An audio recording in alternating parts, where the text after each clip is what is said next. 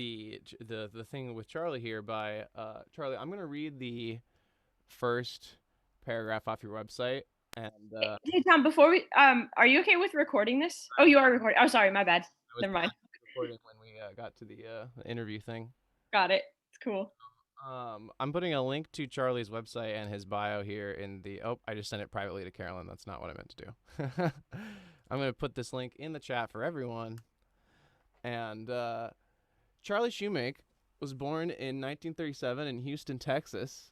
And during his early years, he had an interest between baseball and music. In high school, he was a member of his city's championship team, but ended up, deciding whether he was going to play for university or not. But he studied piano while continuing to play baseball, and decided that in 1956 he would leave Texas to come to Los Angeles and embark on a career in jazz. And the only reason I wanted to put that out there is because it gives some perspective to the, the time frame in which we're talking about. I really think that's one thing I want Charlie to highlight on, and something that he's done for me is discussing like how different it was coming up playing music in that era, and the opportunities that were present, and also how much more difficult he thinks it is now for musicians in our generation. So without further ado, Charlie Shoemake.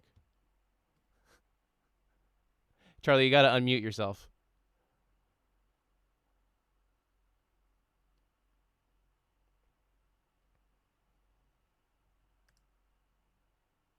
In the bottom left there. There you go. How's that? Hey, Charlie. Thank you so much for being here and giving us your time. I really appreciate it. Oh, no problem. I'll make a comment on the stride playing that he did. I thought that was really excellent. I would suggest, just personal thing, I wouldn't use the motor. Yeah, I wanted to get an old-timey feel on that one, but I hear you. You were talking about like with the ringing, and it seemed like it would be a little cleaner without the vibrato. But I understand what you mean. You were like, it was like Lionel Hampton with yeah. It's an old tune. I wanted to get the old vibe well, that was one of his features with Benny Goodman. Oh, okay. Yeah. So. But he wouldn't be doing stride. No, he did play four mallets though. He actually was, he and Red Norvo were, I think, the first guys that were actually playing four mallets and playing chord changes for people. Yeah. Cool. There's some video out there on YouTube you can find of Lionel playing four mallets. It's far between, but it's there. Yeah. So Charlie, I kind of wanted to, I didn't want to like read through your whole bio. I mean, I put it in the chat. People can check it out. What I mainly wanted to get some perspective on is like I was saying when I introduced you, like the idea of what it was like for you coming up in the scene during the late 50s and 60s, and how much that how different that is than what we are all contending with. Not even just excluding the last 8 months and how crazy those have been, but just in general how different it is today. Because that's one thing you've always talked to me about, and sort of had advised me on, like it's not enough just to like be really good at your instrument nowadays. It's such a different kind of diverse landscape. Well, it's from 1956 to 2020. It's two different planets. I mean, it's in 1956 in Los Angeles, there were jazz clubs all over the city, and there was a network of young players trying to do this, and you got to know everybody, and it was just I can't describe how different it is. It has almost no bearing at all to what the way things are right now. And then later, even when I got my playing together, and I was with George Shearing, when we would play with him, we would be in Chicago for 3 weeks at the same club, or we'd be in New York for a month. And also, I mean, I could put my vibes on the plane in cases, no problem. And just like, it's like unheard of now. I mean, for anything like that. And it was just a vibrant scene in Los Angeles and New York too, of course, but LA was my spot. So that's what was happening then. I could walk down the street to a club called Jazz City, and I saw the Modern Jazz Quartet. I saw Max Roach with Clifford Brown, with Kenny Dorham and Sonny Rollins. I saw Art Blakey and the Jazz Messengers. I saw everybody, and Miles Davis with Coltrane and Red Garland, and Philly Joe Jones and Paul Chambers. I could just sit there at the bar and you know, yeah, and watch, and then go down to the Lighthouse in Hermosa Beach and see Sonny Clark and Frank Rossellino and Stan Levy and all. It was just a magical time. I felt like I got in on the end of it. Actually, before that, it was even more happening. So you have to do with what you have to work within the era that you're in. I guess that's it. I like mine better than yours. I'm sorry. Well, I think it's been really one thing that I've really appreciated, Charlie, is that you're a super hip guy. Like, you're always very understanding of what's going on, and you've always been one to say that, like, you know, this is my music, and it's there's value in it, and there's tradition, and but it's also, there's new stuff out there, and that has value too. And you've never been a staunch traditionalist, and I've really appreciated that influence. Well, good. What is what's your one metaphor with the do you know what I'm talking about, the court cases with, like, Miles Davis versus Charlie Parker? Oh, yeah. Well, you're like, yeah, that's in Anthony Smith's book. He asked me about it, about the fact that I'm so rooted in Charlie Parker and bebop playing, and I haven't changed. That's still my concept. I said there would be like a court case where one attorney is representing Miles Davis and John Coltrane and Herbie Hancock, and he says, my clients are not interested in the status quo. They're constantly looking for new horizons and new ways to express themselves, and they're searching constantly. And then the other attorney is representing Dexter Gordon and Phil Woods and Tommy Flanagan, and he said, and Milt Jackson. And he said, well, my clients have found something of extreme great value, and they're working to hone that to perfection. And so that's nobody could win, because they're both right. It just depends on the person, on what their feeling is about music and what they're trying to say. And all those artists are great, and but they have their own personal way of looking at it. Yeah, I always thought that was super profound, and again, I think that's a really great perspective. I wanted to hand over the the mic, quote unquote, to Michael Benedict. He said he had a few questions for you, Charlie. Sure. So, Mike. Hey, Charlie, how you doing? Good. Hey, I'm so excited to see you on here. I didn't know you were going to be on today, and you're one of my heroes. I have to say, you know, and you know, just a couple comments. First of all, I read somewhere a long time ago, and probably it was an interview with you. It must have been an interview with you in some publication, which just floored me to this day. And I tell people about it.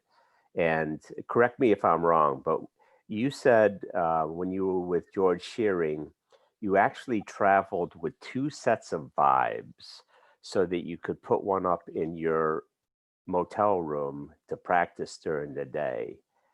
And am I correct, or am I imagining that?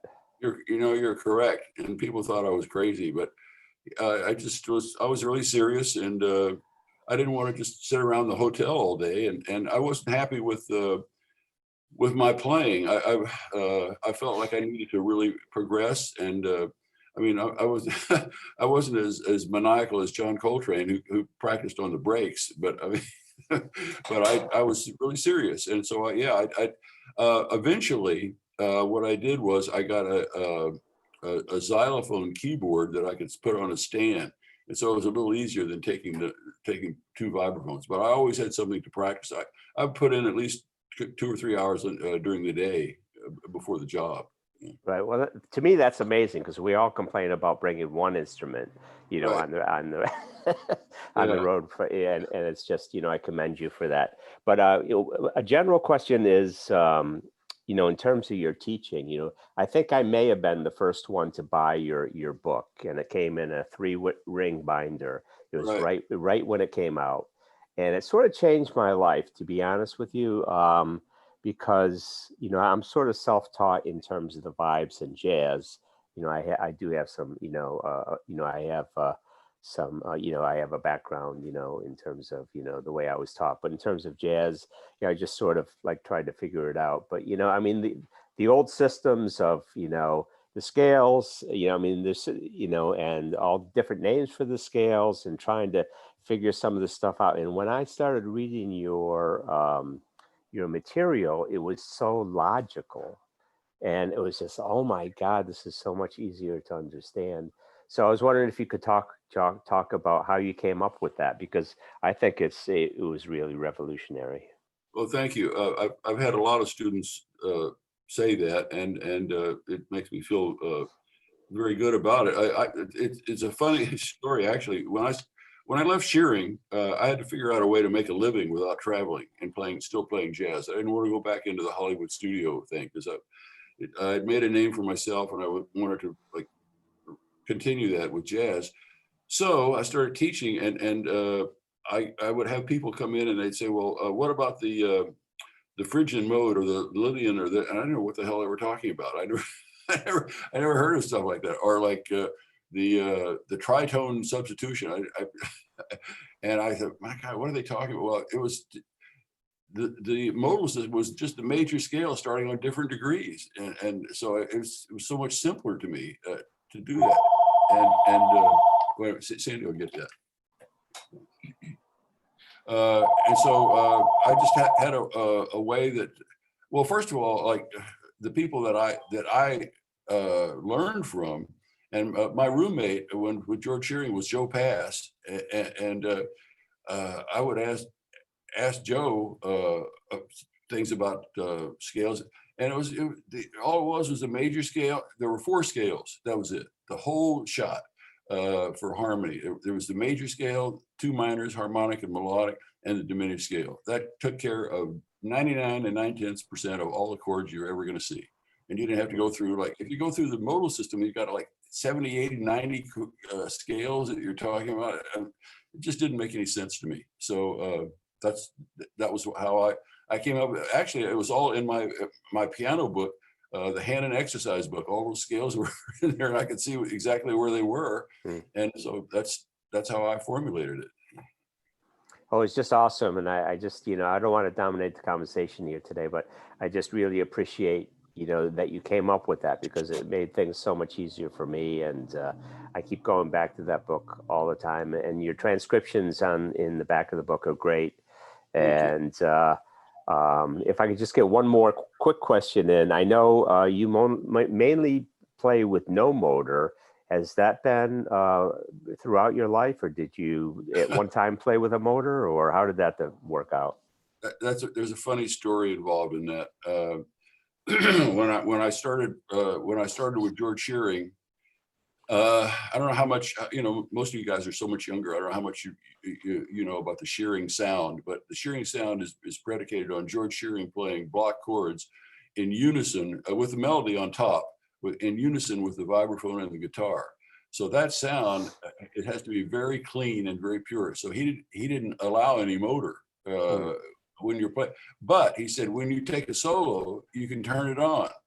Okay, well, for a while, that's what I was doing. And then after a while, I just forgot to turn it on. And then I realized that it was a weird thing that most of the guys that were playing in a bebop style, like I was, used the motor. And so I wasn't using the motor. So I kind of created a little identity there that I was playing in that style. And most of the people that were not playing bebop, that were like coming out of Gary Burton's concept, they didn't use the motor. And so I was a bebop guy not using the motor, and that gave me something that I thought was different. So that's how it happened. Awesome. I love hearing guys use the motor. I mean, I think that's great too. It's just again, it's personal. Thank you. Okay. So cool. Thanks, Mike. If anyone else has questions, feel free to just jump in. Though I wanted to get one thing down real quick. Charlie, before you got in, I started off the session playing a little bit of that quixotic track. Now, I'm going to play just maybe another 50 seconds of it right now, just for everybody who wasn't here at the beginning.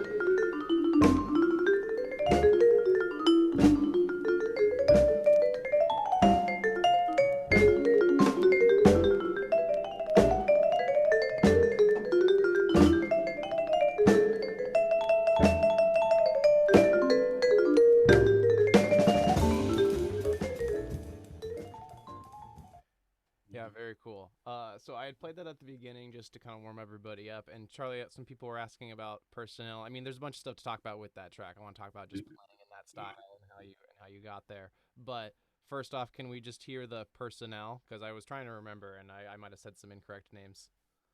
Well, it was Phil Woods and Tom Harrell, Terry Trotter, Ray Drummond, and Billy Hart. Killing. Yeah. So also, can we just kind of talk about what led you to what led you to that style, the identity of just kind of nailing the bebop changes super fast on the vibraphone, coming out of the Charlie Parker thing, right? That wasn't necessarily. Well, yeah, the tune that tune, by the way, was In the Still of the Night. Right, that's your head over it. Yeah, and so it's funny when we did that, and Phil took his solo. Phil quoted Charlie. Charlie Parker recorded that with voices. It was kind of one of the weird albums that he did. It was Gil Evans arrangements, and it was really kind of a disaster. I guess it was some. I don't know. That's another story about that album. But he recorded In the Still of the Night, and he had a quote in there. It was like a cartoon little thing that he threw, and Phil Woods played that on my cut. And I cried. So Phil, obviously knew everything that there ever was to know about Charlie Parker, and so I got a big kick out of him inserting that. So as far as I guess myself, my main influence was Charlie Parker, but also Bud Powell and Sonny Rollins and all those guys. Those are the people I really admired. It just caught my feeling about the music, and I wanted to be. Charlie Parker sounded so great at blazing tempos, but he also played gorgeous ballads, and so he just didn't have any limitations. So that's what I was trying to go for, that I could play slow, really, really slow, or in the middle. It was really hard swing, and then also be able to play like at a blazing tempo. So, it was just a goal of mine. I just want to point out maybe some interesting things, like one, this concept doesn't come out of other vibraphone players. This is you digging into the great instrumental. Yeah, I've had some people talk to me about that. They're saying, though I admired Milt Jackson very much, and my Bobby Hutcherson was a friend of mine. We were both from California, both from LA, and I admire their playing very much. And all the young vibe players today, I hear like even this young guy who just played stride. Everybody sounds good. Everybody that was in Anthony Smith's book, they're there because they're really good, and so I admire. But my influences really were from horn players and piano, of course, too. I loved the great Bud Powell and Hank Jones and Al Haig and Tommy Flanagan and Sonny Clark and Wynton Kelly. Those guys, they were an influence too. And then I had some informal teaching with Jimmy Rolls, who was one of the great accompanists of all time for Billie Holiday and Peggy Lee. He was a very close friend, and he kind of took me under his wing with chord changes. And he was also a big help to my wife, Sandy. He got her the job singing with Nelson Riddle's orchestra. And so anyway, those were my influences. Yeah, I thought that's really interesting because, again, it's this concept that's not necessarily coming out of the vibraphone. No, it's not. You got to think about at the time, like there wasn't a whole lot of precedent for other vibraphone players doing. So I just think that's really cool. Does anybody else want to bump in with any questions for Charlie? I have a question. Just on that line of like the fact that there weren't, there's not many big vibraphone players at the time. Because of that, like, did you ever get to interact with any vibraphonists? And like, did you guys feel like, I imagine like even today, I feel like to find a vibraphonist is exciting. So, I mean, what was it like then when there were less of us? Well, actually, I think there were quite a few, honestly, but the one vibraphone player that I really had a lot of dialogue with was Victor Feldman, because he was there in Los Angeles, and he was a big help to me. He liked what I was doing and recommended me for a lot of Hollywood studio work, and I knew Victor very well, and of course I got to know Gary a little bit because he had been with George Shearing before I had been, and I got to know him a bit, but I didn't, as far as like discussing styles, I really never had any teachers, or I just worked it out myself. But because I had come from the piano, it wasn't as hard. I mean, and the voicings, when I was doing Hollywood studio work, I got a lot of compliments about my voicings and how sophisticated they were, as opposed to most vibes players, the way, because they didn't know that, they hadn't studied Art Tatum and Tommy Flanagan and Wynton Kelly like I had, and so I really came from the piano. And as far as the vibraphone is concerned, I'm just trying to think if there's anybody I actually ever really hung out with. No, there wasn't. So I was kind of the Lone Ranger, just doing it myself, and it worked out. And then I figured it out, and then everybody seemed to like it. So I said, well, I must be on the right track. I guess I'm doing okay. As sort of a follow-up question, this is kind of very specific, but I was doing a project on women who played the vibraphone in the first half of the 1900s, I guess. But yeah. So I'm wondering if you ever if you could talk about her. But also there was another name that I found. Terry Pollard. Terry Pollard, of course, but I also Peggy Gilbert. I read a biography of her, and she was also in California. But she was before Margie and Terry, so she started professionally in the 1920s, but then she was playing through the 60s. But she was a sax player, but then in her biography, there's all these like tiny mentions of her as a band leader, then jumping on vibes and playing vibes in settings. So I was just wondering if you've heard of her at all. I do not. No, I don't know her name, but I did get to know Margie, and she was a sweetheart, really, really a nice lady, and she could play too. I thought she was excellent. I don't know if any of you ever saw the Clint Eastwood's movie Bird, but there's a scene in there where where Charlie Parker played opposite on 52nd Street. He played opposite Margie Hyams a lot. Excuse me.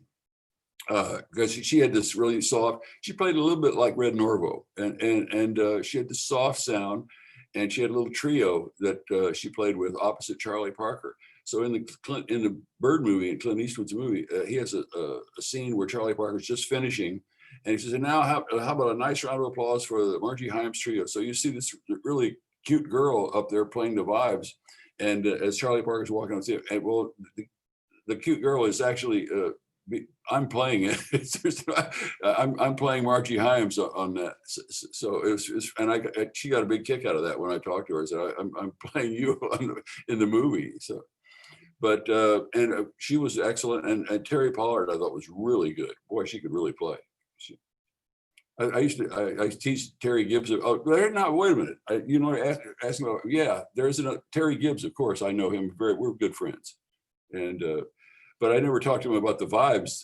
We just talked about other stuff. He told me that he heard one of my wife Sandy's records, and he said, if she hadn't married you, she'd have been a star. So, and I would tease him about, I said, well, Terry Pollard could cut you any day of the week. So anyway, but yeah, those are the two ladies that I know about that play the vibes. Oh, there's a young girl out in California now, Lolly Allen, who plays vibes, and she's talented also. So they're out there. You're not alone. That's awesome. Does anyone else want to jump in with any questions for Charlie? This is definitely open floor time right now. Charlie, did you? I assume you must have had some contact with Emil Richards. Oh yes, of course I did. God, why am I not remembering all this? Yes, of course. Yeah, Emil. Was he before or after you with Shearing? Before. He was before. Okay. He's a little older than I was. Yep. Yeah. Okay. Great musician. As fine a Hollywood studio percussionist as you could ever find. Mm-hmm. He played jazz, but he didn't really put in the time on it like I did. I mean, his thing was more geared toward overall percussion, and which he was fabulous at. Right. So, and I was so lucky that the thing with Shearing came out, because I would have been a third-rate Emil Richards in the Hollywood studios, because my heart wasn't in it. My heart was in what I was doing. And when I got the chance to leave that and go with George, I was gone. That was it. So, but he was a wonderful musician. Yeah. Awesome. Charlie, I think I want to get back to conversation about like process and, you know, technique and stuff, because a lot of this forum here is we talk about, you know, just like, you know, it's vibraphone centric. It's like, how do we actually do what we do on the vibes? And so for getting to that recording, you know, Quixotic, from what I understood, you've mainly just come out of studying horn players. Like every time I asked you about technique, you kind of just looked at me and you said, I mean, it's in the music, you know. So can you maybe talk a little bit about like your transcription process and how that all sort of centers into you, you know, being able to do those recordings back in the day? Well, it started with the fact that when I was first starting to play jazz, I thought to myself, why is it that that Charlie Parker sounds so great and I sound so lame? Well, I sound so dumb and he sounds so great. What is he doing? All right, so I started writing it out, and then when I would write it out, I had this method where I would write out one of his solos or somebody else. Later on, I had this whole smorgasbord of all the guys that I admired, like Hank Mobley and Sonny Rollins and Fats Navarro and Kenny Dorham and Hank, all these people. So I would write out something, and I would memorize it that week. It would be like, instead of doing a Bach convention or a Mozart sonata, I was doing them, and I would start off like you're supposed to do. If it was really, really fast, I would start off slow and learn it.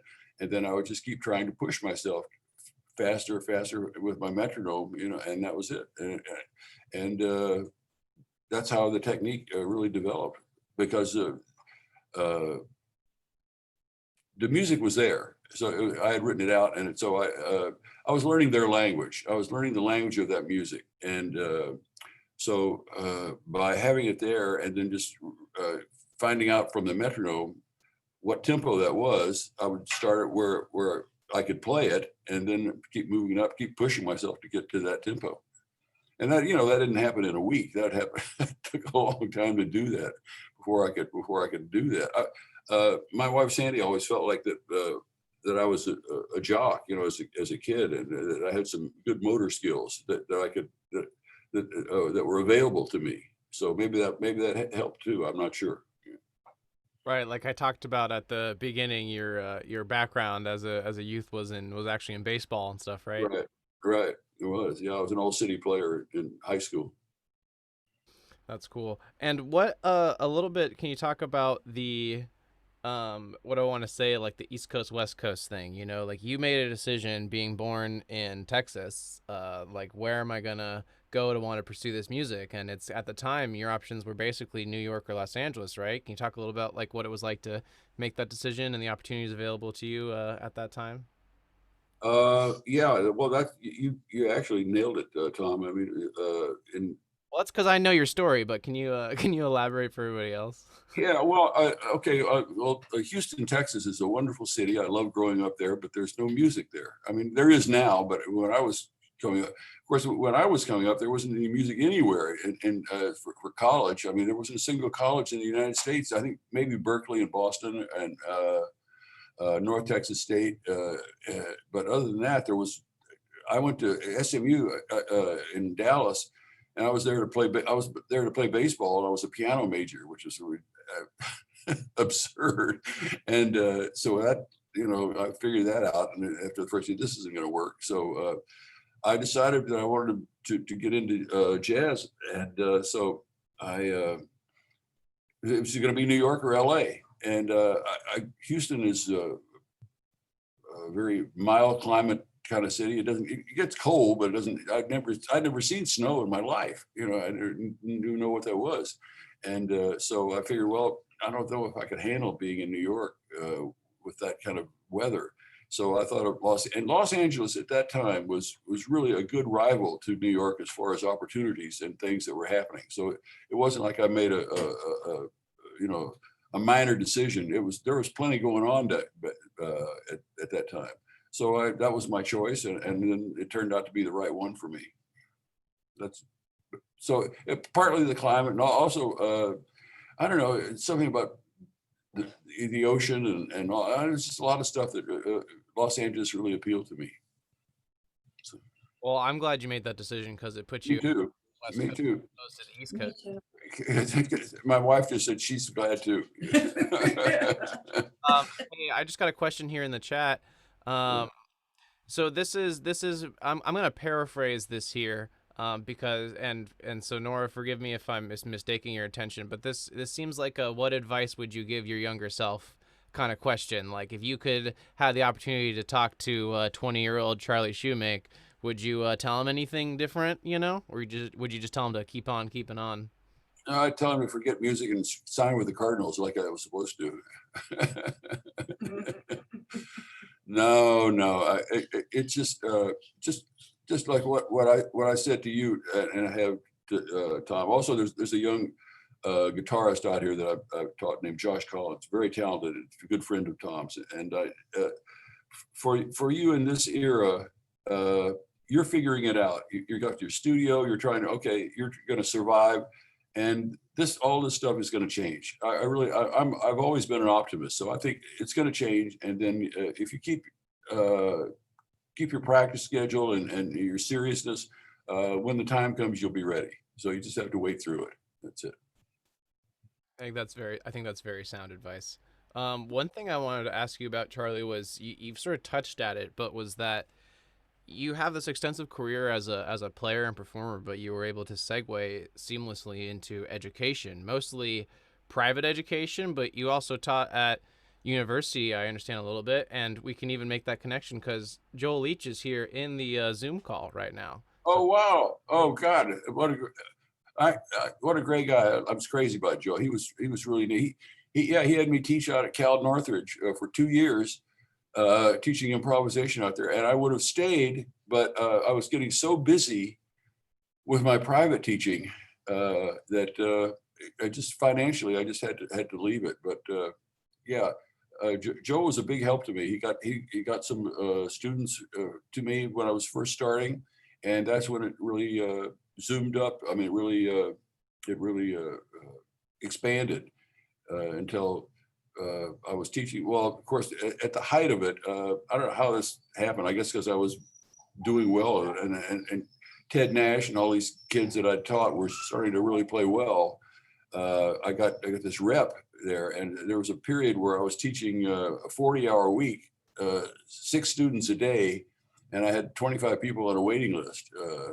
This was back in the so and all I was doing with teaching was just doing what I had taught myself. I was using the models of all these great artists that I had learned from, and I was teaching their concept and their music to these young people, and they were getting better. There's a good story. I don't know how many of the people there know about this fabulous jazz trumpet player out in LA named Kai Palmer.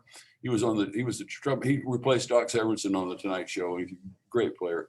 And he studied with me for a long time. And he's on this new recording with Madison Scott that you know about. You could probably tell the people about that. But anyway, his story was that he had a friend that played the trombone, and he was terrible. The guy couldn't play worth a damn, you know. But all of a sudden, you noticed like the guy was starting to really sound good. He said, "Hey man, what are you doing?" He said, "Well, there's this guy." So that word of mouth passed around Southern California, and that's how the teaching really became so gigantic. Joel, do you have anything to add to that? Are you asking me? Yeah, I'm asking you, Joel. Joel Leach. it's nice to see you, Charlie. I haven't seen you in a long time. Yeah, Joe, it's great to see you too. By the way, there's a story I've never even told you, Charlie. It has to do with Bill Watrous. This is Oh what yeah. I was trying to get at. Back in 1981, Bill and I were good friends, and he called me at home one day and he said, "Joel, can you recommend a good improvisation teacher?" And I said, "For who?" And he said, "For me." And I said, "Do you need an improvisation teacher?" He says, "Yeah, I play really naturally, but I don't know what the hell I'm doing." And I said, "You ought to call Charlie Shoemake." Now, I don't know if he ever called you. We never had this conversation. He never did, but you know, I can tell you why that happened. It's because the kid that I taught was taking all his work, and that was Andy Martin. Yeah, okay, I know. And the thing about the different, Bill Watrous was a great tremolo instrumentally, but he didn't know about chord changes, and so he played by ear, and so he missed. There were things that he missed in his solos but because he was such a virtuoso, only a few diehards like myself would say, hey, he's really not making the changes, you know. But most people wouldn't catch that because he had this smoke screen of notes that he was playing that was, you know, fabulous and exciting.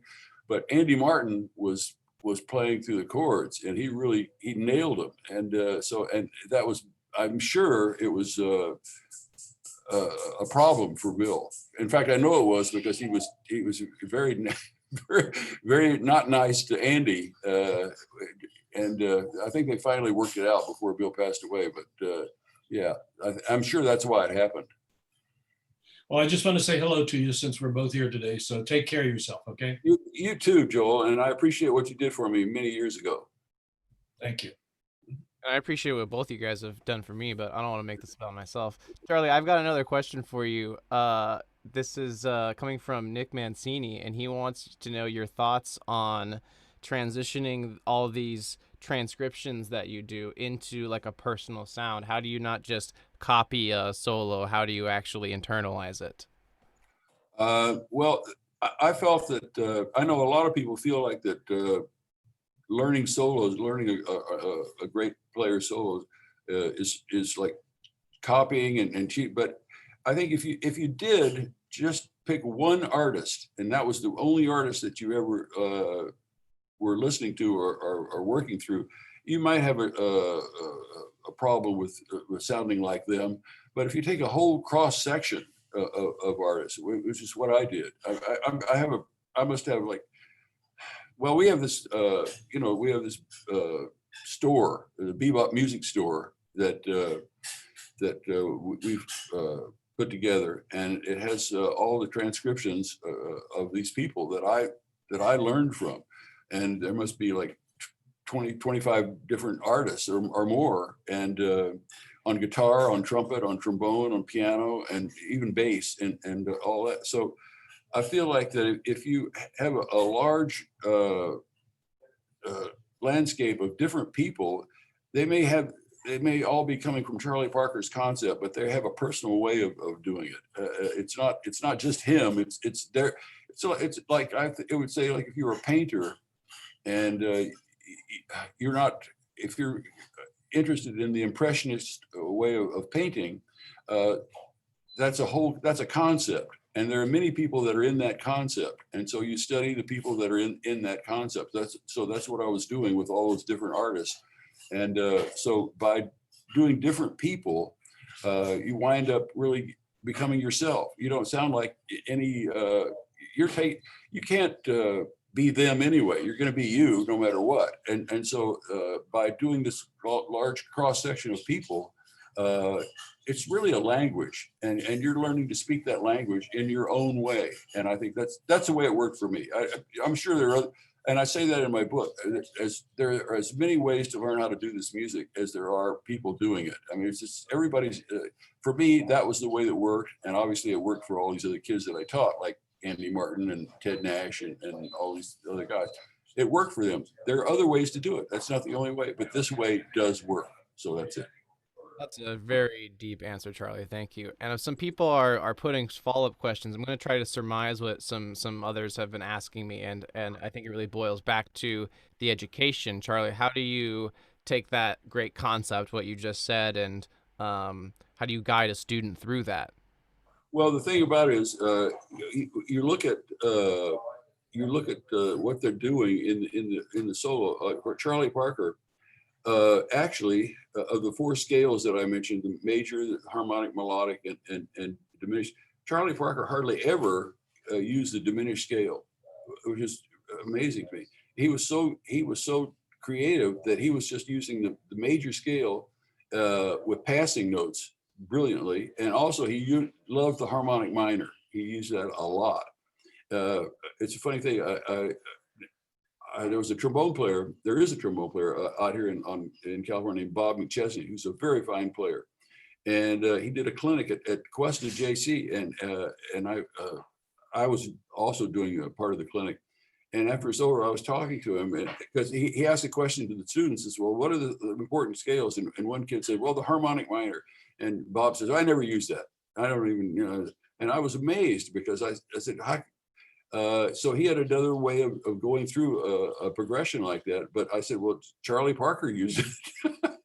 So I don't know. But what I would do with the solos, I said, okay, what's he doing here in bar 3? You see that scale? That he's making a melody out of that scale, and he's using the melodic minor scale a half step up from the dominant 7.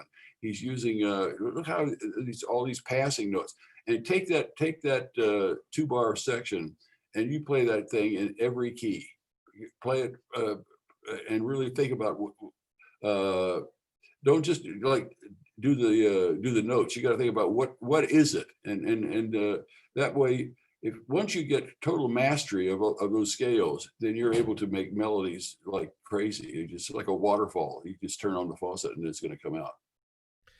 And so I'm going to step in here and answer some other specific questions just based off my experience being Charlie's student, I think, because some people are asking about what it's like, just like a typical lesson. And we would normally just kind of take a specific tune and a specific transcription. Charlie would have me learn the tune and learn the solo, and then do what he just said, is we break down the interesting points to talk about. Maybe there's one line that you should take through every key to develop some vocabulary, but it was mostly focused on trying to, like what Charlie said, memorize the solos that these people are playing and then see if you can really internalize that. It wasn't so much focused on reading or technique, and he always told me that I had to go other places if I wanted to figure that stuff out. But from him, it's really just dealing heavy into the concept of improvisation, talking about what scales these people are using and how they're coming up with their own ideas based off that simple framework of, major, melodic minor, harmonic minor, diminished, stuff like that. Well, one of the things that I think a little earlier you asked about being able to get a really fast technique. I never worked out of any exercise book, never once. I don't have a single exercise book. My technique came from those solos, from trying to move the tempo up, because you're not the exercise book. You're not going to play the exercise. You're not going to play that. You're not going to play da da da da da. That's not what you're going to do. So it doesn't. I don't know. Maybe it might build up some technical speed, but I mean, that's not what you're going to be playing. And so you want to be working on the music that you're going to be actually asked to play. So anyway. And Charlie, I have another question here regarding your personal practice. Now, I'm going to go ahead and take a stab at answering this from what you've told me, which is you generally try to split your time on playing tunes in every keys, working on transcribing solos, and it's a lot of just taking smaller ideas and then maybe trying to work on stuff in different keys, different voicings, things like that. Could you speak a little bit to that? I have an hour that I've set up. This happened a long time ago, and the hour starts with 20 minutes of me taking a phrase and playing it in all keys. A 2-5-1 in major, a 2-5-1 in minor, a 1-6-2-5-1, just different things that are a dominant 7th that doesn't resolve, where you're using the melodic minor. So, and I used to just take phrases from the great artists that I was learning from, but now I just make them up myself. I just figure out stuff that I want to do. So that's 20 minutes I do that. And if I finish, go through all 12 keys then I start another one. So that's a 20-minute segment. And then I have a 10-minute segment where I use 4 mallets and I just play songs, because I'm not a 4 mallet player like Gary and some of his students are, which I admire that, but that in bebop, that doesn't work for bebop. I talked to Joe Locke once and he said it does, so maybe it does for him, but it doesn't for me. But for me, I wanted to be able to comp in a group. If I was playing in a group where there was no other harmonic instrument, I wanted to be able to play some nice voicings and to play a comp like I did on the piano. And also I wanted to be able to play the melody and do some things like that. So I work on 4 mallets a little bit. I do a 10-minute thing on that. And then I do a 15-minute thing on, currently, I always have something to work on. Many of the things I've done from years past, but right now I'm playing 16 bars of Charlie Parker solo on Lover Come Back to Me. So I do that in every key. That's 16 measures and 16 bars in every key. And I don't do that in one 15-minute section. Like I'll be on that maybe for a week or something until that's done. Then I pick somebody else, and I'll pick Bud Powell, or I'll pick Sonny Rollins, or I'll pick just somebody I admire. So I'm just instead of playing a Bach convention, I'm playing this music, and I like to have somebody else's thoughts other than my own, and just then the last 15 minutes is when I just turn the metronome on and I just play. Like I'll do a little bit. I'll show you what I mean. If I can get all this crap on my vibes, just a minute.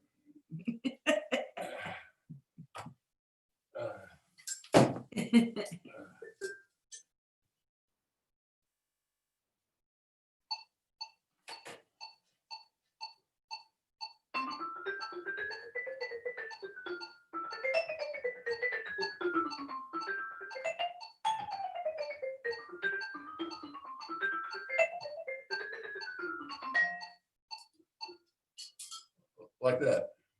Woo! That's awesome. Yeah. So that's 15 minutes. So that's my hour. And I try to get in a couple of those a day. In the old days, of course, I was doing when I was nuts, doing 10 to 12, but I was a lot younger then.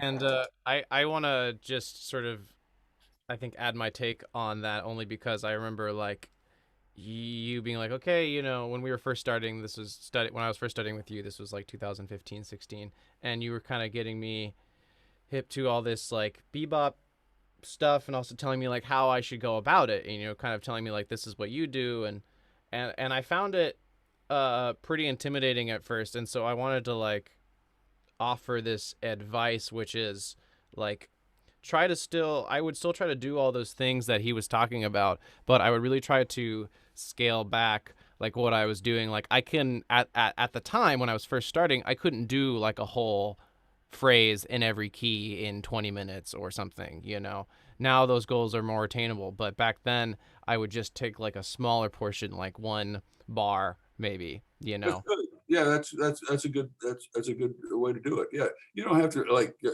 you develop, you enlarge as you go. Just take one measure of a major, like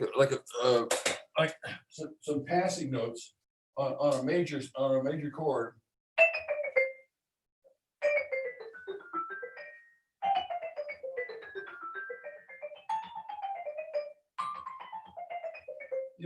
Like that, just short things. Yeah, exactly. And Nick's making a comment in the chat that they're, in terms of your technique and stuff, as you, I think, begin to go through transposing lines in different keys, that in and of itself kind of develops your technique. You start to figure out how do you get around all these different ideas and all these different keys, combinations of sticking and muscle memory and all that kind of stuff. Well, you're never ever. Well, I guess you can never say never ever, because as soon as you do that, it'll happen. But you're not going to play a song in B. You're not going to play a song in G flat. But I mean, in the Great American Songbook and a lot of the jazz originally, you're going to go into those keys for a couple of bars, and you don't want to sound like a dork all of a sudden, like oh my God. As long as I'm in B flat or F, I'm nailing it. But I'm in B, I'm in big trouble. So you have to like try to make yourself fluent in all the keys and all the scales. That's so awesome. At this point, I just want to put it out there for anybody else have any questions they want to ask. Otherwise, I think we're getting close to wrapping this whole shindig up. So does anybody has anything, any burning questions? Tony, anybody else? Or not even necessarily burning questions, but, just some general ideas. Charlie. Turn your gain up, Tony. Oh, wait a minute. Or switch your mics or something. That's better, right? There you go. Yeah. Hey, Charlie. Hi. I loved hearing you talk, and I loved hearing your attitude.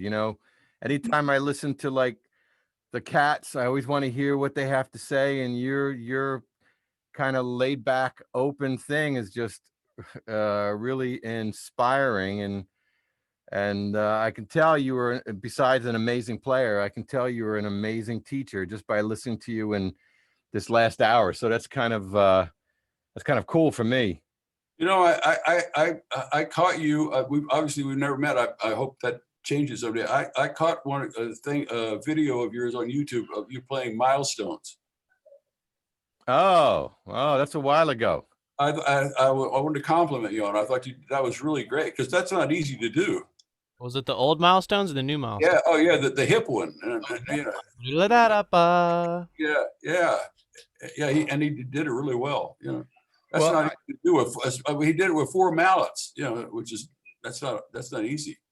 Well, I love seeing guys the generation before me, or the guys that were really, like you said, you were at the end of it. I was at the end of it. To me, you were still in the middle of it. But I like hearing you guys say something and I go, okay, I thought that my whole life.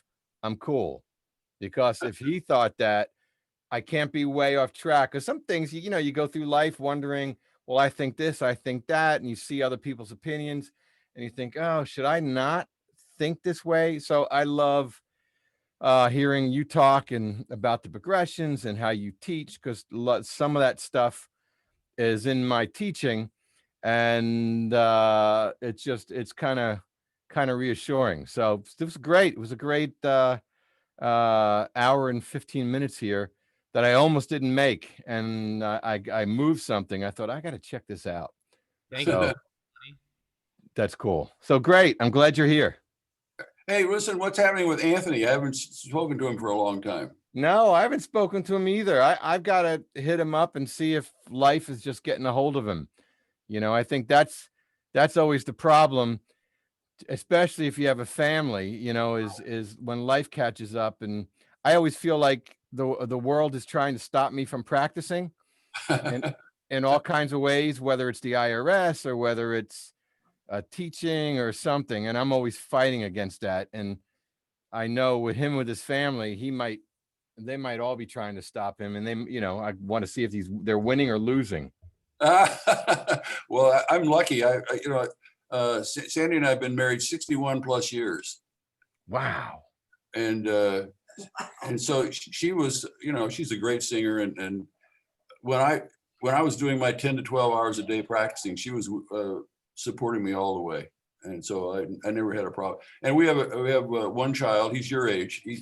I think you're young. He's 60. I'm 60. Yeah. Same. Yeah. Okay.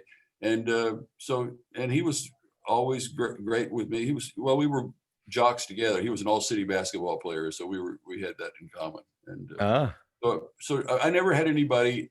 I'm very lucky. I never had anybody stopping me from practicing or giving me heat about it. And I think that's one of the reasons I've talked to so many young musicians that have trouble with personal relationships. It's because they don't the girl or the guy, they don't realize that the person music is their thing, and then the person is their person. It's not, it's a different thing. And, but they can't make that connection. They feel like that they're being shut out or something, and which is wrong. But you just have to find the right person, I guess, which I did. Well, it's almost like it's their religion. For me, that music was always the way some people devoted themselves to religion. I always thought musicians would devote themselves to music. I mean, it's really important.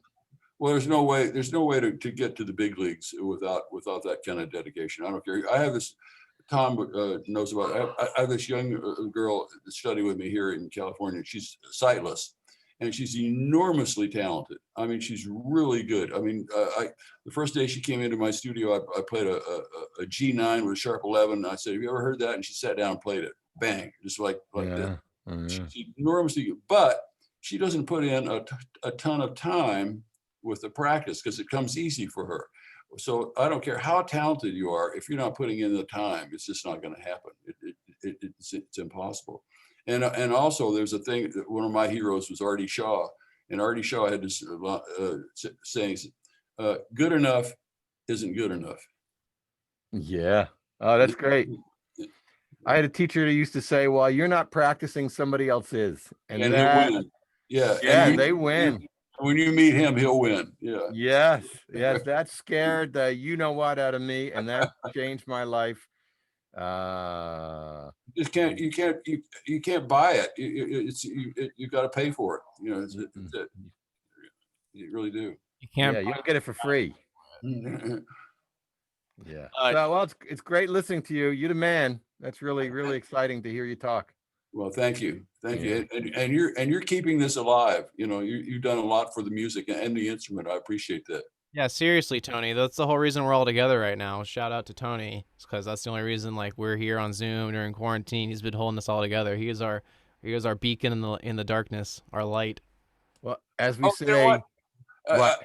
I want to ask you, Tony. You probably know. Do you know Warren Wolf? Uh-huh.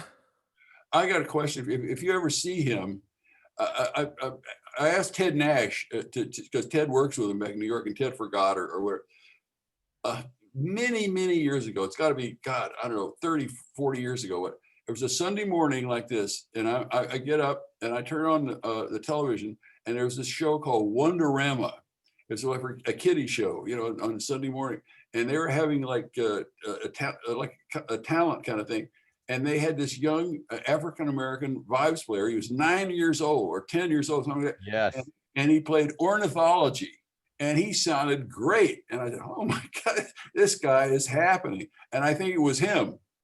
I think because it was from Baltimore. And so the video's out somewhere. I've seen the video. Really? And there's a video of him playing where he's actually on a box.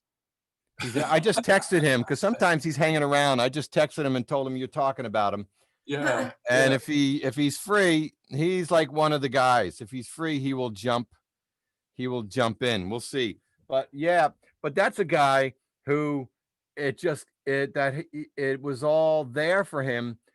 But like you said, like this young girl, I mean, his dad had him practicing 7 days a week, every day, and he hated it, but he did it. And that's why he's the monster that he is. Well, get this story. My roommate, Joe Pass, his father had him practicing 2 hours in the morning before school. And he was in the chair the minute school was out. No playing, nothing, zip.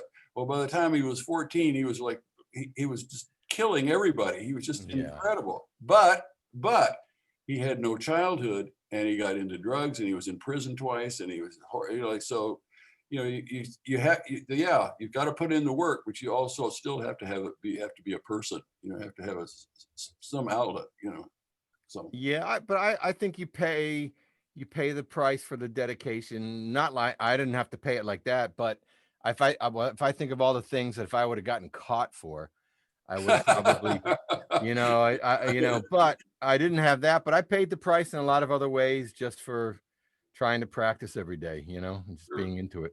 Sure. So, yep. Cool.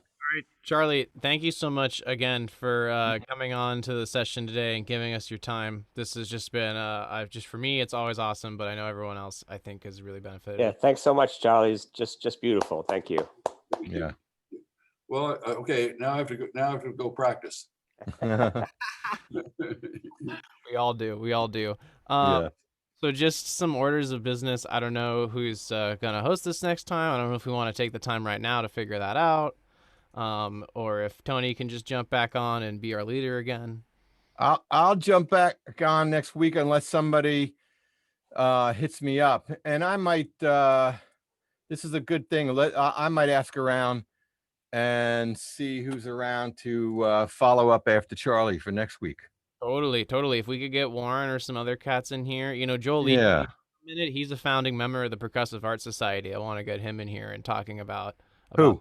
Joel Leach. Oh, He's super heavy in the founding of PASIC and percussion back in the Oh, well, wait, don't go anywhere yet. I'm talking to Warren. All right, everybody, hold on. Well, maybe we'll get him on. Oh, does he want to come hang out on Zoom right now? Well, he's totally, the thing I love about Warren is he's like that top echelon, but he's just 1, 2, come on. He has a question for you. We are on Zoom. All right, hold on, everybody. These are live developments. Okay, live developments. Let me see if I can copy. Hey, Charlie, in the meantime, since I thought I was going to let you go, but you're still here, someone had a question. What are you listening to right now? Like, what kind of music are you checking out? What old school stuff has got you going? Oh, gosh, it's such a variety. I listen to Frank Sinatra, Only the Lonely with Nelson Riddle. Great. The orchestration is so excruciatingly beautiful. And I listen to Gil Evans with Claude Thornhill, Lover Man, and unbelievable harmonies. And so, a lot of things. Shout out to Warren Wolf, who I believe just entered the chat. I told you he'd show up. Charlie, Warren's come here to say hi to you. And great. And you've got a question for him. Okay. Should I ask the question or?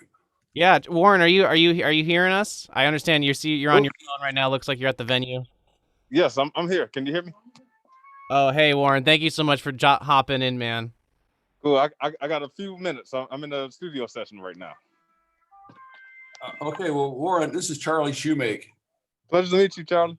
Yeah, and I have a question for you. I told Tony about many years ago. I woke up one Sunday morning and I turned on this kiddie show called Wonderama, and they had I think that was what it was called, and they had like talent, kind of a little talent, and they had this young guy playing the vibes, and he played ornithology, and I said, "Holy Christ, this kid is fantastic." I mean, I thought, boy, and it turned out later on when you became you, and I realized that.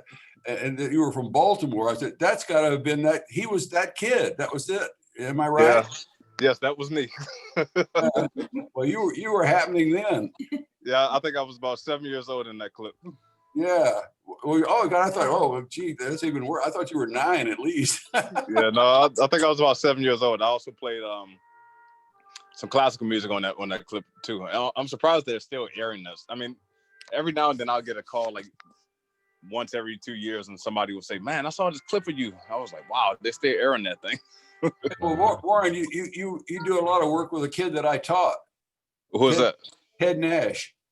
Oh yeah, Charlie. Ted is my man. We for the past couple of years we did a year, not a year. Well, it was yearly. Pretty much every August we played at Jazz at Lincoln Center. We played music from his presidential suite, which is, I think he won a Grammy for that. So it was a lot of fun playing that music. He's awesome. I love playing with Ted. Yeah, well, he was my student from age 14 to 17. Awesome. Yeah. He's cool. A great player, and so are you. Thank you. Mm-hmm. Good. I told you I said, you know what? I said Warren's such like a team player. I said, if he's standing there, he'll hop on. So Yeah, good. but I'm retired from the vibes. I'm dealing with this now. I'm dealing with the Celeste. Oh, Good. I'm glad. Play the Celeste. Play the Celeste. the rest of our Lay off the vibes. That would help us all out. Yeah. wow, Cool. Warren, thank you so much for hopping in, man. That's awesome. Hold on, Jen. Somebody just commented. They said Bebop Celeste, so I gotta play something. Let's see.